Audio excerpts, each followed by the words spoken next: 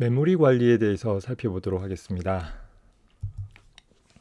자, 우리는 이제까지 운영체제 차원에서 컴퓨터 시스템의 가장 핵심적인 이 프로세스들을 어떻게 관리하는 것인가에 대한 이야기에 초점을 맞춰 왔었어요. 굉장히 다양하고 방대한 이야기들을 논의가 됐었죠. 자, 그런데 하나의 컴퓨터 시스템 내에서 그 프로세스가 어디에 위치하는가를 살펴보면 이미 앞서서 소개했듯이 바로 메인 메모리라는 곳에 자리를 차지하게 된다라는 것이에요. 하나의 프로그램이 실행되어지는 순간에 보조기억 장치에 저장되어 있던 프로그램은 메모리에 탑재되어지고 CPU에 의해서 빈번하게 사용하기 좋은 형태로 펼쳐놔진다라고 했었죠. 그 프로세스가 자리를 차지하게 되어지는 곳이 바로 메모리라는 것이고, 그 메모리에는 오늘날 대부분의 프로그래밍에서는 다중 프로그래밍 환경에서 프로세스들이 수행되어지다 보니까 동시에 여러 개의 프로세스들이 메모리에 할당되어져서 시시각각 CPU를 할당받는 CPU 스케줄링 혹은 프로세스 스케줄링이라고 표현했었잖아요. 컨텍 스위칭이 일어나면서 각각의 프로세스들이 빈번하게 교차해 가면서 처리가 되어져 나가는 일들이 발생했던 것이죠. 그래서 이런 것들을 관리하기 위해서 운영체제 차원에선 각각의 프로세스에 대한 정보들을 PCB 블럭이라는 것에 담아가지고서 저장하고 관리를 하게 되는데, 이 역시 메모리 어딘가에 저장되어지는 그런 정보가 될 것이에요. 개념적으로 본다면 운영체제라는 프로그램이 자기가 관리하는 데이터로서 다른 사용자 프로세스들에 대한 PCB 블럭들을 갖고 있는 그런 개념으로 생각을 해주면 되겠죠. 또 그 상황에서 각각의 프로세스들 간에 병행적으로 처리되어진다라고 했을 때, 공유 변수를 사용을 한다 혹은 공유 자원들을 사용한다라고 했을 때 어떻게 하면 동기화 문제가 발생되지 않을 수 있는지, 또 교착 상태가 발생되지 않을 수 있는지, 이런 여러 가지 논의들이 필요했었던 것입니다. 어떻게 보면 운영체제라는 과목에서 절반 정도에 해당하는 가장 핵심적인 부분들이 프로세스에 대한 내용이라고 한다면, 그 프로세스들이 할당받아져서 CPU에 의해 주기적으로 빈번하게 접근되어지는 실체로서 이 메모리라는 것도 꽤 중요한 요소가 되는 것이고, 그 메모리를 운영체제 차원에서 어떻게 관리하느냐에 따라서 역시 성능들이 굉장히 많이 차이가 날 수 있게 되는 것이겠죠. 자, 그래서 이 영상부터는 운영체제가 메모리를 어떻게 관리하느냐에 대한 얘기에 좀 초점을 맞춰볼 것이에요.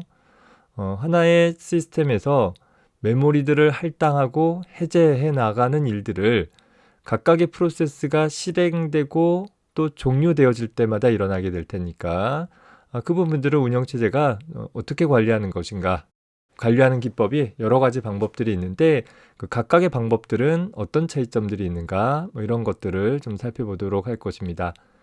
특히 기준에 따라서 구분을 하기를, 하나의 프로세스의 내용을 연속적인 영역에 할당할 것이냐 아닐 것이냐에 따라 연속 할당 방법과 분산 할당이라는 방법으로 나누어지는 경우들도 있는데, 그런 연속 할당과 분산 할당이 갖는 특징들이 무엇인지, 또 그 중에서도 오늘날 우리가 주로 사용하게 되어지는 분산 할당 방법에 대한 구체적인 개념들, 이런 부분들에 대해서 살펴보도록 할 것입니다. 세부적인 이야기들은 여러분들이 차차 내용을 다뤄가면서 살펴볼 수 있도록 하되, 이 메모리라는 것이 현재 전체 시스템에서 어떤 위상을 차지하고 있는가를 좀 잘 기억해 둘 수 있었으면 좋겠어요. 특히 하나의 하드웨어로서, 컴퓨터 하드웨어로서 메모리라는 것은 보통 한 종류의 메모리만 사용하는 것이 아니라 가성비를 높이기 위해서 서로 다른 성능을 갖고 있는 다양한 종류의 메모리들을 이게 피라미드 형태로 계층적으로 구성을 해서 사용을 해왔었죠. 그럼에 따라 CPU 입장에서는 최종적으로 메모리로부터 어떤 정보들을 가져오기 위해서 사실상은 여러 단계의 중간 캐시 메모리 같은 것들을 거쳐야 하기도 하고 검사하기도 해야 하는 그런 부분들이 있을 거예요. 그런 부분들을 어떻게 하면 효율적으로 사용할 수 있는 것인지, 또 메모리에 있는 복사본들이 캐시 메모리에 있다라고 했을 때 어떻게 하면 캐시 메모리를 효율적으로 사용할 수 있는지, 이런 등등 메모리와 관련되어지는 것도 꽤 복잡하고 꽤 많은 내용들이 적용이 되어질 것입니다. 그저 단순한 바이트의 나열로서 사용자가 필요한 정보를 저장하는 단순한 저장 장치의 관점이 아니라 그런 단순한 저장 장치를 운영체제가 어떻게 하면 좀 더 효율적으로 사용할 수 있는 것인가에 대한 논의들이 메모리 관리라는 단원에서 소개가 될 것이에요. 더불어서 뒤이어서 우리는 가상 메모리라는 개념도 다루게 될 것인데 실제 메모리는 아니지만 마치 메모리처럼 메모리의 연속적인 선상에서 사용을 할 수 있는 그런 방법들에 대해서도 소개를 할 것입니다. 그 개념 역시 이번 장에서 다루고자 하는 메모리 관리로부터 연속되어지는 내용들이니까 더불어서 좀 잘 정리를 해놓을 수 있었으면 좋겠습니다. 그래서 운영체제 입장에서는 메모리를 관리한다라고 하면 무엇을 해야 하느냐면 현재 메모리 어디가 사용 중이고 또 어디가 비어 있는지를 지속적으로 추적을 해 나가야 될 것이에요. 왜? 어떤 하나의 새로운 프로세스를 수행하고자 한다라고 하면 메모리의 빈 영역에 할당을 해줘야 되는 거잖아요. 기존에 메모리를 할당받아서 열심히 어떤 작업을 수행하고 있는 프로세스의 내용 일부라도 단 한 바이트라도 겹쳐서 할당하게 되어지면 문제가 발생될 수 있을 거예요. 그 프로세서도 또 새로운 프로세서도 또 반대로 어떤 특정 메모리 영역이 아무에게도 할당되어져 있지 않지만 아무도 쓰지 않는 형태로 방치되어지고 있다라고 한다면 역시 메모리의 효율성 측면에서 메모리라는 것도 어떻게 보면 여러 프로세스에 의해서 사용되어지는 공유 자원의 일부로 생각해 볼 수 있을 텐데 항상 이런 공유 자원들을 사용을 할 때에는 공유 자원이 충분하지 못해서 발생하는 문제점들이 있었잖아요. 단 한 바이트라도 좀 아껴서 쓸 수 있는 방법들, 또 효율적으로 접근할 수 있는 방법들이 필요할 텐데 이런 것들을 역시 운영체제가 담당을 해주게 된다라는 것입니다. 그래서 어떤 메모리의 특정 공간들이 비어 있다라고 하면 운영체제 입장에서는 어떤 메모리의 빈 공간들에 대한 목록들을 가지고 있어야 될 것이고 물론 각각의 프로세스에게 할당되어진 공간은 어디에서 관리를 해줘요? 이미 PCB 블록 내에 기록이 되어 있죠. 그것 외로 빈 영역이 어디 있는지도 따로 관리를 해줌으로써 어떤 새로운 프로세스가 메모리를 요청하게 되면 나 지금 실행하려고 하는데 메모리 좀 할당해 주세요 라고 한다면 즉각적으로 기존에 할당받은 메모리들을 다 검사해봐서 빈 곳이 어디 있는지를 찾는 것이 아니라 운영체제가 관리하는 메모리의 프리리스트 같은 것들을 통해서 즉각적으로 할당을 해줄 수 있도록 해주는 것이 필요할 것이에요. 그래야지 프로그램이 조금이라도 더 빨리 실행되는 것처럼 보여질 수 있겠죠. 특히 특정 프로세스가 할당받은 메모리는 쭉 사용되어지다가 다른 프로세스에 의해서 함부로 접근되어지지 않을 수 있도록 보호되어져야 할 것이요. 또 그 프로세스가 수행을 끝마치게 되어진다라고 하면 할당된 메모리를 반납해서 메모리라는 것도 하나의 프로세스가 수행되어지면서 시스템으로부터 할당받은 일종의 자원이기 때문에 사용이 끝났으면 항상 반납을 해주어서 다른 프로세스들을 실행할 때 사용할 수 있도록 해줘야 될 것입니다. 이런 할당과 해제에 대한 역할들을 기본적으로 운영체제가 메모리를 관리하는 대표적인 일들이 될 것입니다. 그래서 메모리 관리 기법을 살펴보면 현재 하나의 시스템 내에서 사용되어지는 메모리는 사실상 그냥 단순 바이트들의 나열로서 생각을 해볼 수 있어요. 한 바이트씩 한 바이트씩 저장할 수 있는 저장 공간에 불과하단 말이죠. 다만 그런 여러 가지 저장 공간들을 쉽게 식별할 수 있도록 하기 위해서 제일 앞에 한 바이트를 0번지라고 부르고 그 다음 한 바이트는 1번지, 그 다음 한 바이트는 2번지 이런 식으로 순차적으로 주소라는 개념들을 적용을 해서 각각의 저장 공간들을 식별하고 있는 거예요. 실제 생활에서 보면 각각의 집이나 건물마다 번지수들을 따로 붙여놓기는 하는데 우리 메모리에는 주소값을 따로 저장하지는 않아요. 생각해보세요. 메모리가 저장 장치인데 그 저장 장치의 주소를 저장하기 위해서 또 일정 공간을 사용한다라고 하면 결과적으로 메모리에 저장할 수 있는 전체 양, 실제 데이터의 양이 줄어들어 버릴 수밖에 없겠죠. 그래서 주소값 자체를 저장하지는 않지만 제일 앞에서부터 얼만큼 떨어진 영역이냐에 따른 소위 옵셋 값을 가지고서 상대적인 위치를 가지고서 번지수로 사용되어져서 각각의 저장 공간들을 식별할 수 있게 된다라는 것입니다. 하나의 시스템 내에 포함되어 있는 주기억 장치는 크게 보면 운영체제 영역과 사용자 프로세스 영역으로 구분되어진다라고 생각해 볼 수 있어요. 운영체제 영역은 소위 운영체제가 접근할 수 있는 영역인 거죠. 운영체제 자체에 대한 어떤 각종 코드들이 포함되어져 있는, 또 데이터들이 포함되어져 있는 그런 영역이 될 것이고, 사용자 프로세스 영역은 말 그대로 그 시스템에서 사용되어질 운영체제가 아닌 그냥 일반 프로세스들이 할당되어질 영역으로 나뉘어지게 되는 것입니다. 운영체제 영역은 시스템 프로세스, 그러니까 운영체제와 같은 시스템 프로세스들만 접근할 수 있을 것이요, 사용자 프로세스들은 각각의 사용자 프로세스마다 자기에게 할당되어진 영역 안에만 접근을 할 수 있는 방식으로 제한이 될 것입니다. A라는 프로세스와 B라는 프로세스가 동시에 수행되고 있다라고 한다면 A라는 프로세스는 그 자신에게 할당된 영역만 접근하는 것이고, 또 B라는 프로세스도 그 자신에게 할당된 영역만 접근할 수 있는 거예요. 물론 운영체제는 A라는 프로세스 영역, B라는 프로세스 영역, 그리고 운영체제 영역, 모든 영역들을 다 접근할 수는 있어야 되겠죠. 관리를 해줘야 되니까.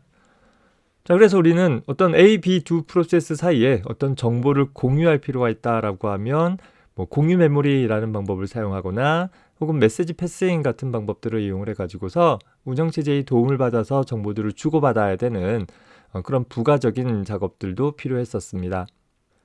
자, 운영체제 차원에서 하나의 프로세스가 새로 시작되어진다라고 한다면 첫 번째 생각해 볼 것으로는 소위 반입 정책 혹은 적재 정책이라고 부르는데, 언제 프로세스를 메모리에 탑재할 것인가를 결정하는 방법인 것입니다. 크게 요구 반입이라는 방법과 예상 반입이라는 방법으로 나뉜다라고 한다면, 그냥 간단하게만 살펴보면 요청이 있을 때 메모리로 적재하는 그런 과정을 요구 반입이라고 부르고, 예상 반입이라는 것은 당장 요청이 없다 하더라도 요청이 있을 것으로 예상되어지는 애를 메모리에 탑재해주는 그런 방법이기도 하죠. 자, 반면에 배치 정책이라는 것은 현재 이제 반입되어지기로 결정되어진 프로세스를 메모리 어디다가 저장할 것인가를 결정하라는 그런 방법인 것입니다. 메모리 공간은 컴퓨터 시스템 내에서 사용할 수 있는 유한한 자원이다 보니까 내가 수행하고자 하는 각각의 프로세스들이 현재 사용되어지지 않은 적당한 빈 영역에 할당되어져야 할 것이에요. 자, 그러다 보면 모든 프로세스가 순서대로 실행되어지고 또 순서대로 끝나는 것이 아니라, 내가 A, B, C 세 개의 프로세스를 실행시켰는데 A를 제일 먼저 C를 제일 나중에 수행시켰다 하더라도 C가 제일 먼저 끝날 수도 있다라는 거죠. 그건 순서가 정해져 있지는 않을 거예요. 더불어서 그 세 개의 프로세스들이 각각 할당받은 메모리 공간도 서로 다를 수 있다라는 것이죠. 이렇게 하나의 시스템이 수행되어지면서 다수의 프로세스들이 실행됐다가 종료됐다가 실행됐다가 종료됐다가 하는 과정들이 반복되어지다 보면, 처음에는 운영체제 영역밖에 없었던 그런 소위 사용자 프로세스 영역이 비어있는, 깨끗하게 비어있는 상황이었다 하더라도 몇 개의 프로세스를 수행하고 종료하고 하는 과정들을 거치면서 각각의 프로세스들이 할당받은 메모리들이 메모리 여기저기 분산되어져서 위치하게 되어지는 일들이 발생되더라라는 거예요. 그거에 따라서 내가 메모리가 충분하다 하더라도 새로운 프로세스를 할당하기에 충분한 공간을 찾지 못해서 해당하는 프로세스를 수행하지 못할 수도 있기 때문에, 하나의 메모리의 프로세스를 아무데나 할당하는 것이 아니라 어디에다가 할당할 것이냐, 최초 적합, 최적 적합, 최악 적합이라는 여러 가지 방법들이 있는데, 그냥 내가 넣을 수 있는 가장 첫 번째 공간에 넣을 것인지, 아니면 넣을 수 있는 가장 딱 맞는 공간에 넣을 것인지, 아니면 반대로 넣을 수 있는 가장 넓은 공간에 넣을 것인지에 따라 서로 다른 정책들이 존재할 수 있고, 또 그에 따른 특징들이 생기게 되는 것입니다. 더불어서 현재 프로세스를 사용을 하다 보면 각 프로세스가 끝나서 제거를 하는 것은 그건 당연한 것이고, 그건 고민의 여지가 없죠. 그런데 이제 보통 가상 메모리 같은 것들을 사용한다라고 했을 때, 혹은 우리가 앞에서 스와핑이라는 방법을 통해서 소개되어졌던 현재 메모리의 일부를 당장 늘려주기 위해서 다중 프로그래밍 정도를 좀 늘려주기 위해서 프로그램을 강제 종료하는 것이 아니라 지금 당장 CPU 할당을 받을 필요가 없는 프로세스들이 있다라고 하면 그 프로세스들을 수압 영역으로 내보내고 그리고 주기억 장치를 비워서 그 비워진 부분에다가 다른 프로그램을 수행시킬 수 있는 뭐 이런 방법들이 있었어요. 자, 그 경우 현재 내 메모리에 여러 개의 프로세스가 있다라고 하면 과연 누구를 내쫓을 것인가? 소위 현재 당장 CPU를 할당받을 필요가 없는 프로세스라고 했는데 그 기준은 어떻게 되는 것인가? 또 비슷비슷한 상황에 여러 개의 프로세스가 있으면 누구를 제거하는 것이 상대적으로 효율적으로 시스템을 관리할 수 있는 것인가? 뭐 이런 부분들에 대한 고민들도 같이 필요하게 되는 것입니다. 그래서 이 메모리 관리 부분들을 다뤄보면 그냥 단순한 저장 공간이 아니라 운영체제 차원에서 프로세스 관리 못지않게 굉장히 좀 복잡한 알고리즘들이나 뭐 처리 방법들이 다수 소개가 될 것이에요. 여러분들이 프로세스를 공부하는 것보다는 상대적으로 좀 덜 어려울 수 있기는 하는데 여러 가지 방법들이 소개가 되다 보니까 각각의 방법들에 대한 차이, 그러니까 특징에 대한 차이 이런 것들을 좀 잘 기억을 해두는 것이 중요할 것 같습니다. 자, 새로운 마음으로 메모리 부분들 시작해 보도록 합시다. 하나의 시스템에서 메모리 관리에 대한 기본적인 개념들에 대해서 좀 정리를 해보도록 하겠습니다. 자, 주기억 장치라고 불리어지는 메인 메모리는 보통 프로세스들, 실행 중인 프로그램인 프로세스가 위치해주면서 CPU에 의해 빈번하게 접근되어지는 명령과 데이터들을 매 순간 하나씩 가져오고 저장하고 뭐 이런 과정들이 시스템이 시작되어서부터 끝날 때까지 빈번하게 발생되어지는 그런 장치인 것이죠. 자, 그러다 보니까 주기억 장치는 우리는 좀 더 빠르게 동작할 수 있었으면 좋겠다라는 욕구들이 있을 거예요. 뭐 상대적으로 보조기억 장치는 좀 더 값싸게 많이 저장할 수 있었으면 좋겠다였다라고 한다면 주기억 장치는 조금 비용이 든다 하더라도 좀 더 빠르게 접근할 수 있었으면 시스템의 성능을 굉장히 향상시킬 수 있기 때문에 더 이점이 있겠다라는 거죠. 다만 비싼 메모리를 왕창 사용하지 않고서도 우리가 하나의 CPU가 프로세스를 수행하는 특징들을 보면 지역성의 원리라는 것이 있었잖아요.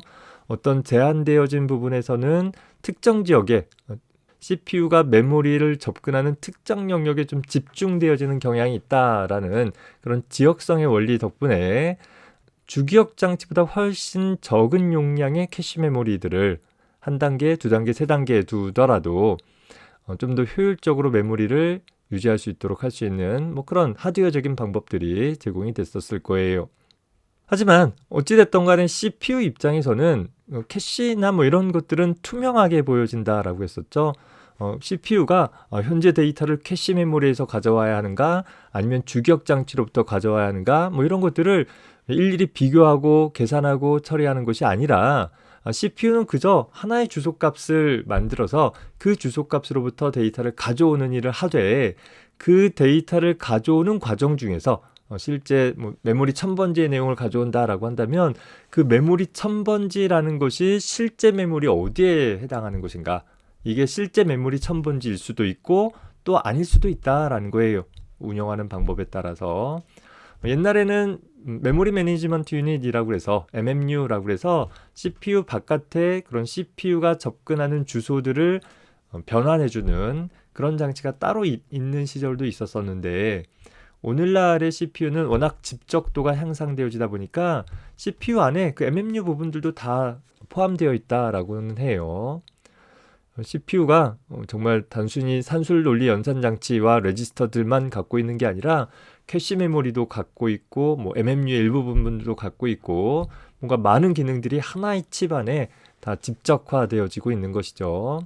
자, 그러다 보니까 뭐 그 기능이 좀 다소 그냥 강의에서 CPU라고 표현을 했을 때 그 부분들이 다소 조금 모호할 수 있기는 하는데 그래서 좀 그걸 구분을 한다라고 하면 CPU와 CPU 패키지 정도는 좀 구분을 해보면 될 것 같아요.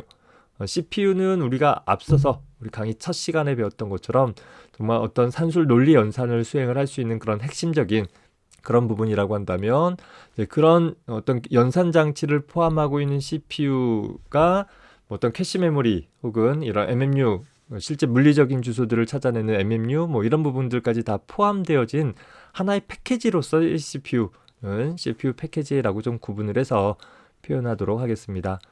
대부분의 책들이 CPU나 CPU 패키지라는 구분이 없기 때문에 좀 설명을 읽어가다 보면 다소 헷갈려지는 부분들도 있을 것 같기는 합니다.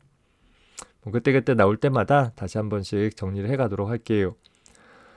그래서 하나의 운영체제 입장에서는 이런 단순한 저장 장치들의 나열인 주기억 장치에 하나의 실행되어지는 프로세스를 적절한 순간에 적절한 공간에 할당을 해주게 되어지고 이후 그 프로세스가 끝날 때까지 지속적으로 관리해주는 일들이 필요하게 될 것입니다. 이런 상황에서 오늘날 대부분의 시스템에서는 소위 CPU 이용률을 높이기 위해서 다중 프로그래밍, 즉 메모리에 다수의 프로세스들을 동시에 탑재해 놓고 각각을 하여튼 특정 시점에 따라 번갈아 가면서 수행을 해가는 그런 방식의 시스템을 취하고 있을 거예요. 그냥 단순한 다중 프로그래밍 멀티 시스템이다 라고 한다면 하나의 프로세스에서 입출력 장치 요청이 발생했을 때 다른 프로세스로 넘어가는 것이고, 조금 더 나아가서 시분할 시스템이다 라고 한다면 각각의 프로세스마다 사용자 응답성을 향상시키기 위해서 짧은 시간 간격을 할당을 해서 빈번하게 교체해가는 그런 방법들을 선택하기도 할 것입니다. 여러 가지 정책들이 있을 수는 있겠죠. 주기억 장치에 그저 하나의 프로세스 내용을 저장하면 되는 것이 아니라 그 저장해 놓은 애들을 다수 번갈아 가면서 CPU를 번갈아 가면서 각각의 프로세스들을 얘 조금 이렇게 번갈아 가면서 수행하는 일들을 처리해 나갈 것이며, 또 그런 과정 중에 이 주기억 장치를 조금 더 효율적으로 관리하도록 하기 위한 메모리 할당 기법으로, 특히 이제 비연속 할당 방법으로 페이징 혹은 세그멘테이션이라는 이런 방법들이 있는데 이런 방법들을 지원을 해주기도 할 것입니다. 물론 저런 방법들은 그냥 운영체제가 소프트웨어적으로 해주면 되는 것이 아니라 적절하게 일정한 효율성을 얻으면서 동작되어질 수 있도록 하드웨어적인 지원들이 일부 필요한 방법이기도 합니다. 구체적인 내용들은 우리 뒤에 가서 살펴보도록 할게요. 메모리 시스템에 대한 기본적인 하드웨어를 보면 메모리는 하드웨어예요, 소프트웨어예요? 그렇죠, 하드웨어죠. 저장 장치라고 불리는 우리 눈에 보여질 수 있는 실물이 있는 그런 하드웨어예요. 이런 주기억 장치라고 불리우는 메모리 시스템은 시스템에 장착이 되어져서 CPU 입장에서는 하나의 연속된 저장 공간으로 보이게 될 거예요. 그리고 그 각각의 저장 공간은 앞서서 얘기했듯이 제일 앞에서부터 0번지, 1번지, 2번지 이렇게 주소들을 순차적으로 매핑을 해가지고서 사용을 하게 될 것입니다. 자, 그래서 보면 하나의 메인 메모리, 여기가 0번지라고 하고 여기가 끝번지라고 한다라고 하면 적절한 공간에 운영체제가 꼭 앞쪽에 와야 하는 법은 없을 수 있어요. 그냥 개념적으로만 봅시다. 운영체제 영역과 사용자 프로세스 영역으로 나뉘어 볼 수 있다라는 거예요.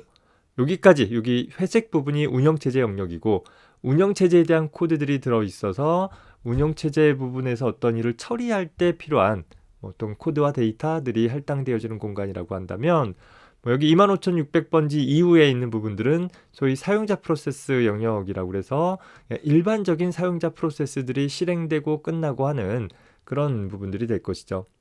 운영체제는 언제 끝나면 되겠어요? 그렇죠. 시스템이 끝나야지만, 운영체제가 끝난다는 것은 시스템이 종료돼야지만 끝나는 것이어서 얘는 계속 자리를 차지하고 있는 부분이라고 한다면 각각의 사용자 프로세스들은 시시각각 실행되고 끝나고 하는 일들이 일어나게 될 것입니다.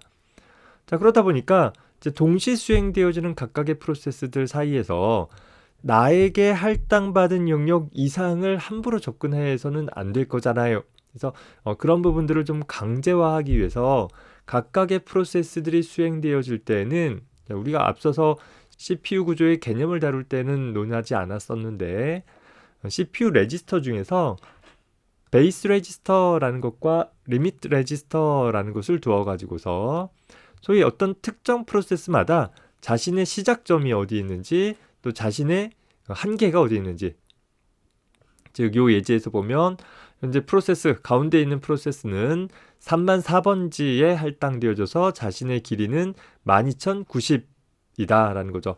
즉 3004에다가 12090 더하면 42094라는 값이 나오게 될 거예요.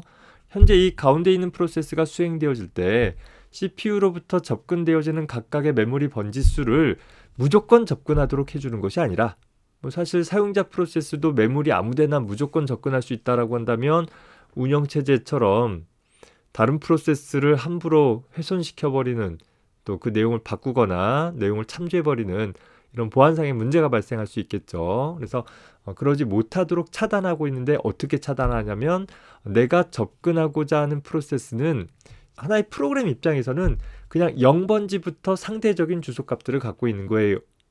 현재 이 가운데 프로세스의 제일 시작을 0번지라고 하나의 논리적인 주소를 할당을 해준단 말이죠.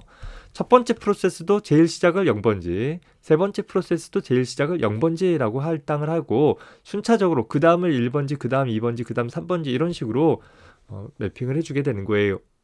언제? 프로그램이 컴파일 되어질 때.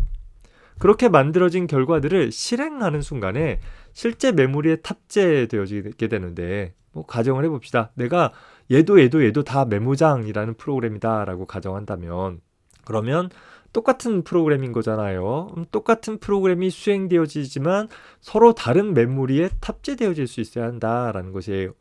그래서 첫 번째 실행은 25600번지에 탑재한 것이고 두 번째 실행은 3004번지, 세 번째 실행은 42094번지에 할당을 했다라고 하면 이제 각각의 프로세스의 베이스 어드레스는 자기에게 할당되어진 시작 주소값을 가리키고 나에게 얼마의 길이가 할당됐는가 현재 프로세스의 길이를 리밋 레지스터에 저장을 해줌으로써 이 프로그램 안에서 내가 0번지를 접근한다 라고 하면 실제 0번지가 아니라 나에게 할당된 3004번지부터 0번지라는 시작점 베이스 레지스터가 가리키는 값부터 옵셋 값만큼을 더한 값으로 만약에 내가 3004번지가 아니라 25600번지 할당됐다면 역시 25600번지부터 상대적인 옵셋 값만큼 더해가면서 접근을 해나갈 수 있는 것이고 또 그 더한 값이 나의 최대 길이보다 더 많다면 예를 들어서 논리적인 주소가 15000번지라고 한다라고 하면 나의 길이는 12090밖에 안 되는데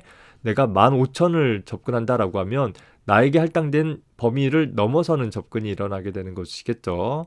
이런 것들은 불법적인 접근으로 간주해서 오류를 발생하도록 해주면 나에게 할당되어진 영역 이상을 함부로 접근하지 못하도록 해볼 수 있다라는 것입니다. 프로세스에 대한 얘기 한참 하다가 갑자기 메모리에 초점을 맞춰서 이야기가 되니까 굉장히 정신이 없을 수 있을 것 같아요. 특히 여러분들이 컴퓨터 구조에 대한, 그러니까 컴퓨터 하드웨어에 대한 이해가 선수 과목을 통해서 다뤄지지 않았었기 때문에 다소 메모리라는 개념이 굉장히 어렵게 느껴질 수는 있을 것 같습니다. 일단은 사용자 프로세스를 저장하기 위한 저장 공간이다. 그 정도 기억을 해가면서 차차 어떤 특징들이 필요할지 좀 확장해 가도록 합시다. 자, 두 번째로 살펴볼 것은 그래서 주소 할당 방법이라는 것들을 좀 살펴볼 거예요. 하나의 프로그램이 수행되어질 하나의 프로그램을 개발하는 단계에서 우리가 보통 이제 C 언어로 프로그램을 개발했다라고 하면 컴파일하게 되어지고 링크하게 되어져서 하나의 실행 파일을 만들어내게 되겠죠. 자, 그때 현재 각각의 프로그램 내에서 만들어진, 그러니까 컴파일되어진 명령어들, 인스트럭션이라는 게 CPU 명령어를 가리킨다라고 했었어요. CPU 명령어들과 또 그 명령들이 처리되어질 때 필요한 데이터들은 메모리 어딘가에 할당되어져야 할 것이에요.